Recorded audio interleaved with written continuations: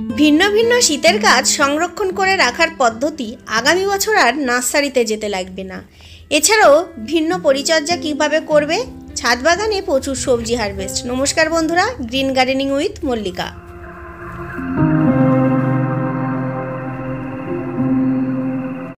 আগামী বছরের জন্য শীতের গাছ কিভাবে সংরক্ষিত করে রাখবে। শীতের গাছের প্রধান গাছ হলো চন্দ্রমল্লিকা। চন্দ্রমল্লিকা গাছ ভিন্ন ভিন্ন ভ্যারাইটিসের কালার হয়, আর সেই কালারিং ফুল গাছগুলোকে কিভাবে সংরক্ষিত করে রাখা যায়।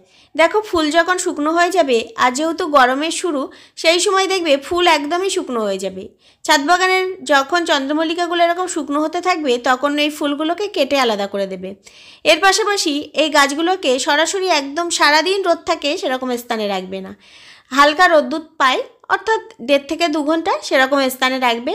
প্রত্যেক দিন ছাদ বাগানের অন্য অন্য গাছে যেমন জল দাও, ঠিক তেমনি এই গাছেও জল দেবে। আর 1.5 থেকে 2 ঘন্টা রোদ পেলেই এই গাছ আগামী বছরের জন্য খুব সহজে সংরক্ষিত করে রাখা যাবে। এর পাশাপাশি অন্য অন্য গাছে যেমন তরল লিকুইড সার দাও, কিচেন ওয়েস্ট লিকুইড দিলে বা সরিষার খোলের লিকুইড দাও, তেমনি এই গাছেও মাঝে মধ্যে দেবে। সেটি মাসে একবার করে দিতে পারো। ব্যাস, বেশ কিছুদিন পরে দেখবে এই মাটির নিচ থেকে বা গাছের গোড়া থেকে এবং প্রত্যেকটা ব্রাঞ্চে থেকে খুব সুন্দর ব্রাঞ্চ বার হতে শুরু করেছে। প্রত্যেকটা চন্দ্রমল্লিকার কালার ঠিক আমি এইভাবে সংরক্ষিত করে রাখি। এই দেখো, 1 থেকে 1.5 মাস পরে লক্ষ্য করবে এরকম মাটিতে বেশ কিছু ব্রাঞ্চ বাড়াবে, আর সেই ব্রাঞ্চগুলোকে কেটে তুমি সহজেই চারা তৈরি করতে পারবে। চলে আসা যে কিভাবে চারা করবে। বলে নাও, তোমার কাছে 10 থেকে 15 রকম ভ্যারাইটিসের চন্দ্রমল্লিকা আছে। সেই প্রত্যেকটা গাছে থেকে 4 থেকে 5টি করে ডোকা কাটবে, আর এরকম সাদা বালি অথবা লাল মগরার বালি নেবে, নিয়ে ডোকগুলো বসিয়ে দেবে। প্রত্যেক দিন কিন্তু জল দিতে ভুলো না, প্রত্যেক দিন জল দিতে হবে। আর যে পাত্রটি নির্বাচন করবে সেই পাত্রটি অবশ্যই ছিদ্রযুক্ত পাত্র নিতে হবে। দেখো, চন্দ্রমল্লিকা চারাগুলো ভিন্ন ভিন্ন ভ্যারাইটিসের কালারের চারা খুব সহজে তৈরি করেছি। এবার দেখিয়ে দিই তোমাদের যে কিভাবে ডোকগুলো বসাবে। সাদা বালির মধ্যে দেখো, আমি আবারও বেশ কিছু চন্দ্রমল্লিকার ছোট ছোট ডোকা বসিয়ে দেবো। আর প্রত্যেক দিন কিন্তু জল দিতে হবে, হালকা করে স্প্রে করে দেবে, তাহলে গাছের এই ডোকগুলো ভিজে থাকবে আর সহজেই চারা তৈরি হয়ে যাবে। অবশ্যই বসানোর সঙ্গে সঙ্গে সরাসরি রোদযুক্ত স্থানে দেবে না, ছায়াযুক্ত স্থানে রাখবে। হালকা পাতলা রোদ্দুর পায় সেরকম জায়গায় দেবে, অর্থাৎ আলো বাতাস থাকে সেরকম জায়গাতে দিলেই সহজেই চারা তৈরি হয়ে যাবে। এবং রোদের আভা পেলেই এই গাছে থেকে চারা তৈরি হবে। টোটালি একদম সরাসরি রোদযুক্ত স্থানে রাখবে না, তাহলে এই হালকা হালকা ছোট ছোট ডোকগুলো শুকনো হয়ে গাছগুলো মরে যাবে।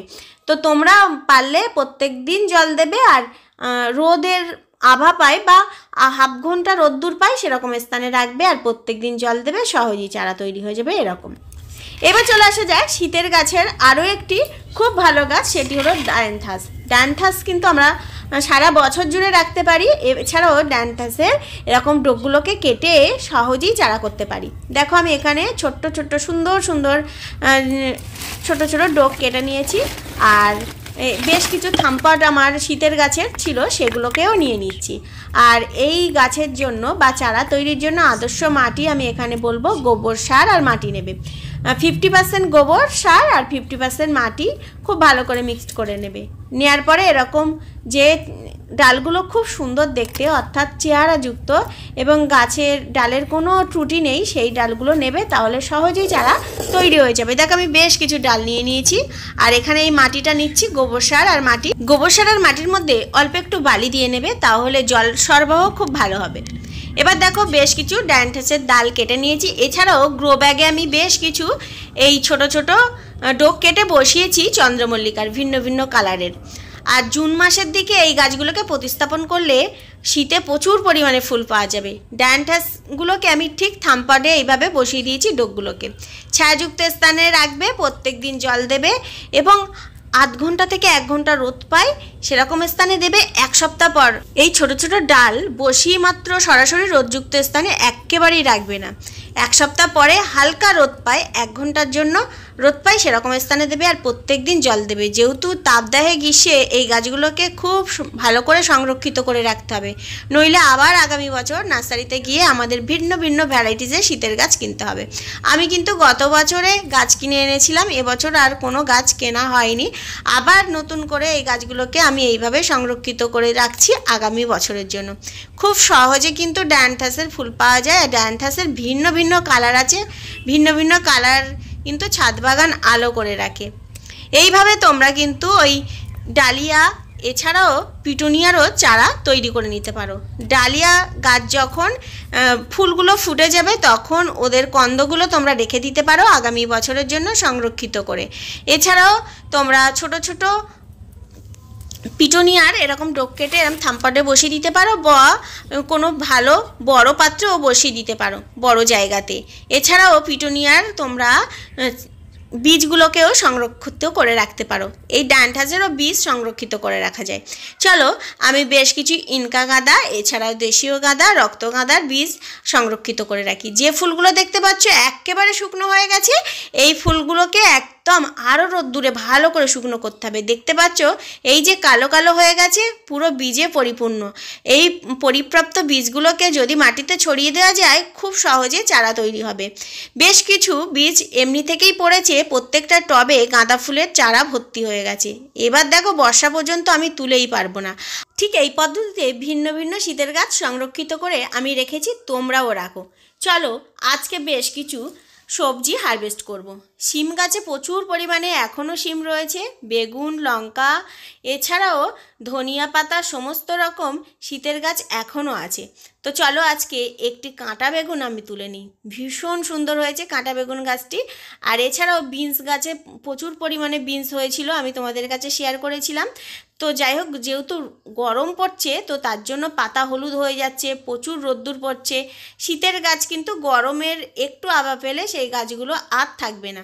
তো তার জন্য বিনসগুলো আমি সমস্ত বিনসগুলো পেরে নিচ্ছি। এছাড়াও আমি শিম গাছ থেকে সমস্ত শিমও পেরে নেওয়ার চেষ্টা করব বেশ কিছুদিনের মধ্যে। বাগানি বন্ধুরা, ফল ফুল গাছের পাশাপাশি আমরা কিন্তু সহজে সবজি গাছও করতে পারি, আর সবজি গাছের থেকে সবজি সহজেই পেতে পারি এই ছাদ বাগান থেকে। আমি কিন্তু পাচ্ছি, আর এই সবজির টেস্ট আর এই সবজি হারভেস্ট করার মজাই আলাদা। চলো বেশ কিছু লঙ্কা গাছ তোমাদের কাছে শেয়ার করি। বেশ কিছুদিন আগে দেখিয়েছিলাম যে ছোট ছোট লঙ্কা গাছ, সেই গাছগুলো এখন বর্তমানে যথেষ্ট বড় হয়ে গেছে। আর আমি এই সবজিগুলো তুলে তুলে রাখছি। আজকে বেশ কিছু সবজি, টোটাল কতটা সবজি তুলবো সেটি তোমাদের কাছে শেয়ার করব। বেশ কিছু পেঁয়াজ কলি আমি তুলে নেব। ছোট ছোট টবে তোমরা এরকম পেঁয়াজ গাছ দিয়ে রাখতে পারো। শীত জুড়ে তো পাবে, গরমের বেশ মাঝামাঝি পর্যায়ে তোমরা এই পেঁয়াজের পাতাও ওই পেঁয়াজকলি পেতে পারো। আর দেখতে পাচ্ছ ছোট ছোট টবে রক্ত গাঁদার ডোক বসিয়ে দিয়েছিলাম, সেগুলোও এখন বর্তমানে গরম পড়ার শুরু থেকেও ফুল দিচ্ছে। খুব সহজে কিন্তু ছাদ বাগানে আমরা বাগান করতে পারি এই অর্গানিক পদ্ধতিতে। আমার ভিডিওগুলো যদি তোমরা কন্টিনিউ ফলো করো তাহলে বুঝতে পারবে কিভাবে জৈবভাবে সহজে বাগান করা যায়। দেখো এই ছোট ছোট প্লাস্টিকের এই পাত্রগুলো একেবারে পড়ে থাকে বাড়িতে, সেগুলোকেই আমি কাজে লাগিয়ে পেঁয়াজ গাছ, ধনিয়া, কলমি শাক এগুলো সহজেই করা যায়। দেখো বেশ কিছু পেঁয়াজকলি তুলে নিয়েছি, এর পাশাপাশি বেশ কিছু এই ধনিয়া পাতাও তুলে নিচ্ছি। তো এইভাবে মাঝে মধ্যে ছাদ বাগান থেকে হারভেস্ট করতে খুব ভালো লাগে। এর পাশাপাশি আমাদের যে প্রয়োজনীয় চাহিদাও মিটে যায়। আমরা কিন্তু পারলে এইভাবে ছোট ছোট পাত্রে বেশ কিছু সবজি করে রাখতে পারি। বিশেষ করে ধনিয়া গাছ আমরা সারা বছর জুড়ে করে রাখতে পারি। আর এই ধনে পাতার চাহিদা কিন্তু আমাদের ভীষণভাবে আছে, কারণ এর টেস্ট, গন্ধ যে কোনো সবজি তরকারিতে দিলে হাজার গুণ বেড়ে যায়। যাই হোক, কিছু লঙ্কা আমি হারভেস্ট করছি। তোমরা ছাদ বাগানে পারলে এরকম কয়েকটি লঙ্কা গাছ রাখতে পারো, সারা বছর জুড়ে বেশ কিছু অর্গানিক লঙ্কা পেতেই থাকবে। এবছর আমি প্রচুর পরিমাণে লঙ্কা গাছ করেছি, আর লঙ্কা গাছের ভিডিও খুব তাড়াতাড়ি নিয়ে আসবো। আমার এই লঙ্কা গাছগুলোতে প্রচুর পরিমাণে লঙ্কা ফলছে বর্তমানে। চলো বেশ কিছু আরও একটু ধনিয়া পাতা তুলে নিই। আর টবে লঙ্কা গাছ, ধনিয়া গাছ এছাড়াও কলমি শাক, পুঁই শাক এই ধরনের গাছ কিন্তু খুব সহজে করা যায়। এছাড়াও আমি গরমের জন্য ঢ্যাঁড়স পুঁইশাক গাছ বসিয়ে দিয়েছি। এর আপডেট তো আমি শেয়ার করবই। তার পাশাপাশি দেখো লঙ্কা গাছগুলো বর্তমানে এরকম, এর পাশাপাশি যখন লঙ্কা হবে, লাউ গাছে লাউ হারভেস্ট করব, সেগুলোও তোমরা দেখতে পাবে। তো অবশ্যই আমার সঙ্গে থাকতে হবে। আশা করছি তোমরা ভিডিওটি দেখে খুব উপকৃত হবে। আর তুমিও ছাদ বাগানে গরমের সবজি বসাচ্ছ কি না অবশ্যই কমেন্টে এসে জানিয়ে যেও, কারণ গরমের সবজি কিন্তু খুব সহজেই করা যাবে। এই দেখো বেশ কিছু ধনিয়া বীজ ছড়িয়েছিলাম, সেগুলো সুন্দরভাবে গ্রো করেছে।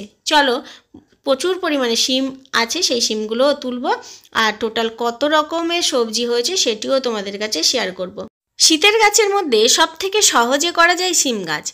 কয়েকটি দিয়ে রাখলেই, বেশি না, 2টো গাছ দিয়ে রাখলে সারা শীত জুড়ে তুমি শিম পাবে। এছাড়াও দেখতে পাচ্ছ ফাল্গুন মাসের প্রায় শেষ, ফেব্রুয়ারিও শেষের পর্যায়ে, তো তার মধ্যে দেখো আমাদের কত সুন্দর শিম হয়েছে, আর এখনও পর্যন্ত আমি শিম পাচ্ছি। বিভিন্ন রকম সবজির মধ্যে শিম গাছ খুব সহজে করা যায়, আর প্রচুর পরিমাণে ফলনও পাওয়া যায়। এছাড়াও শীতের সবজির মধ্যে বিভিন্ন কপি গাছও করতে পারো, সহজেই হয়। সমস্ত গাছই করার নিয়ম আছে। তো দেখো আজকে আমি হারভেস্ট করেছি লঙ্কা, ধনিয়া পাতা, বিনস এবং তুলেছি প্রচুর পরিমাণে শিম, এর পাশাপাশি বেশ কিছু পেঁয়াজকলি।